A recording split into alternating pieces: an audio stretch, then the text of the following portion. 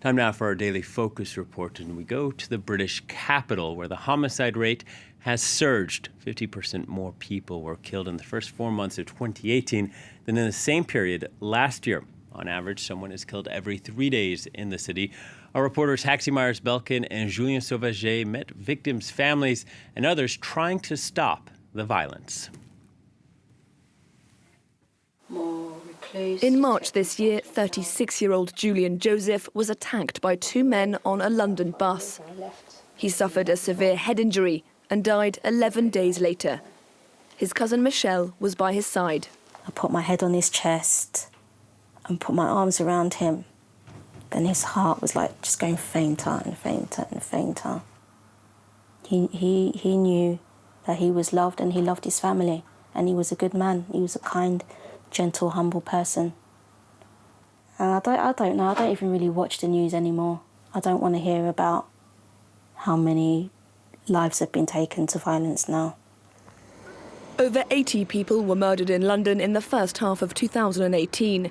That's compared to 116 murders in the whole of 2017, excluding victims of terrorism. Most murders in the capital now involve a blade, while many victims and perpetrators are under 18. They're also disproportionately black. Labour MP Sarah Jones is chair of the all-party parliamentary group on knife crime. In London, it's true that most of the people who we've seen being stabbed are young black men. But in Scotland, most of the people who are the victims of youth violence are young white men. For her, it's less a question of race than of poverty and the increasingly pernicious effects of social media. Social media companies allow anything to be posted online, and not enough illegal content is taken down. So you can go and you can see images of actual knives, people being stabbed, people being murdered even on YouTube. And in addition, you have gangs goading each other by putting videos online where they're actively inciting violence. The UK Children's Commissioner says 70,000 under-25s are now members of a gang network. Ex-gang member Jermaine Lawler set up donation-funded Voice for Youth Against Violence to offer young people an alternative to a life of crime. He met George 5 years ago. I was in robberies, weed, even selling cocaine. But now I'm out of that. I've got my own business started. Now I've got my own business going called The Service, window cleaning, car wash, painting. You understand? I do music as well. I'm working on my mixtape. George may now have found his feet, but he remembers the sense of belonging he felt as part of a gang. He recalls a night his fellow gang member was stabbed trying to protect him. He had the knife in his hand, and I saw him take the knife out of him, and he was squirting blood to this day, but he survived. That's why he's a warrior. But I've seen that happen for myself. A brother like that took that for me. That's a friend. Understand? That's what happens in gangs. There's people like you can get gangs that are just there to use you and just to fuck you up. Yeah, but then you get gangs that are family. A family that steps in when real families are broken by poverty, neglect and addiction. No one from up city is going to come down and say, look, let me just grab you quickly. You don't need to be that. No, it's going to be someone straight from him in the streets saying, bro, let me look after you.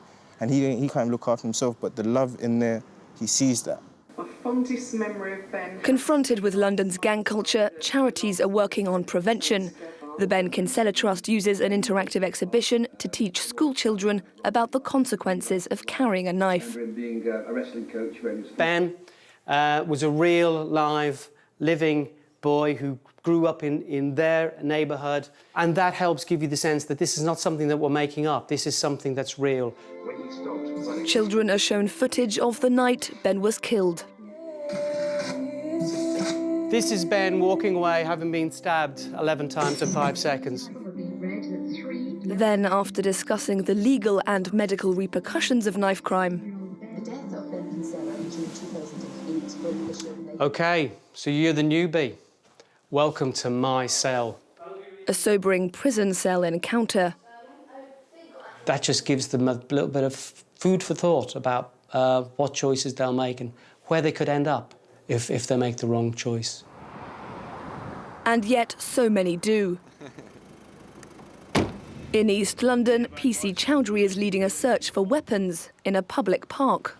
There's a bit of intel that a group of males, they have been hiding weapons inside the bushes here, so that it's readily accessible to them instead of having it on them, because when they get stopped and searched, obviously they get arrested, so they normally hide it in the bushes. Minutes after entering the park, they find a knife with a 10-centimetre long blade.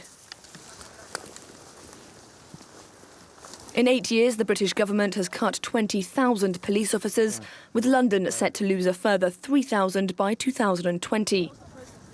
Police numbers are being slashed, even as the knives pile up. Hello, how are you?